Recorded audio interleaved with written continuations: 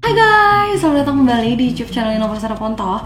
Hari ini hari Jumat, harinya Nova buka-bukaan So Australia. Yeay! So, masih berkelanjutan dengan video-video aku sebelumnya.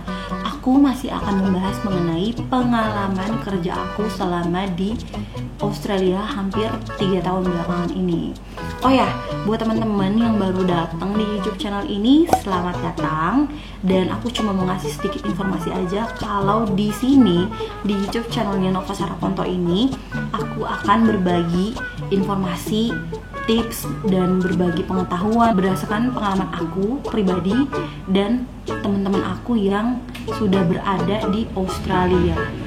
Dan di beberapa video sebelumnya aku itu sedang dalam misi untuk membongkar rahasia mengenai pekerjaan di Australia.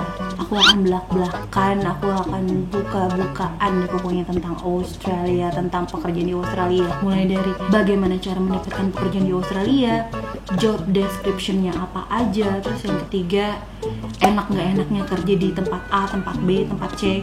Terus yang keempat, pengalaman memorable apa yang gak bisa aku lupain dari kerja di tempat ini. Terus yang terakhir aku akan belak-belakan ngomongin soal gaji yang aku dapat. So, tanpa basa-basi lagi, mari kita let's go. Di video ini akan membahas mengenai pekerjaan aku yang ketujuh di Australia. Dan sebelum mulai, aku akan kasih tahu dulu tentang job roles aku.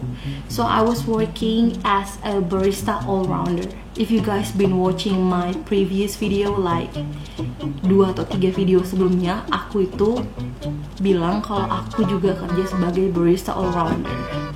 Kenapa sih Nat suka banget kerja jadi barista all-rounder? Well, sedikit flashback aja gitu. Sebelum aku ke Australia tahun 2017, aduh gatel, maaf. Aku itu sempat kerja part-time di Starbucks. Nah, karena background aku itu dulu pernah jadi barista, dan pasti aku masih sedikit banyak tuh inget cara membuat kopi gitu kan. Tinggal diasah aja.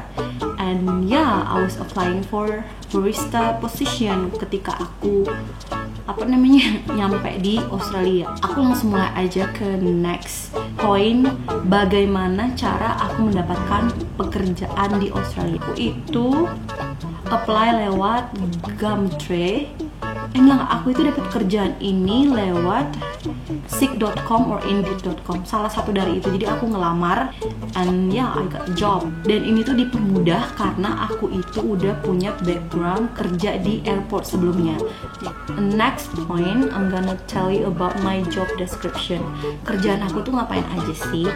Nah, aku itu main jobnya adalah bikin kopi dan serving customer tentunya, dan bersih-bersih, lap-lap meja gitu. Terus ya biasalah stock up, makanan juga. Tapi ini tuh sebenarnya kafenya ini tuh kecil gitu loh, coffee shopnya ini kecil, jadi lebih fokus untuk coffee gitu dibanding makanan gitu. Next, aku akan ngomongin tentang pengalaman apa yang nggak bisa aku lupain dari kerja di coffee shop ini. Pengalaman yang nggak bisa aku lupain itu adalah waktu aku diajarin sama head barista yang udah jadi manajer gitu. Dia tuh kayak ngajarin gimana harus lebih rapi, lebih bersih, lebih teliti, dan harus cepet juga dalam serving coffee. Jadi aku tuh merhatiin gitu dari dia taking order customer, terus dia bikin kopinya sampai dia serve kopinya customer, itu bener-bener efisien banget.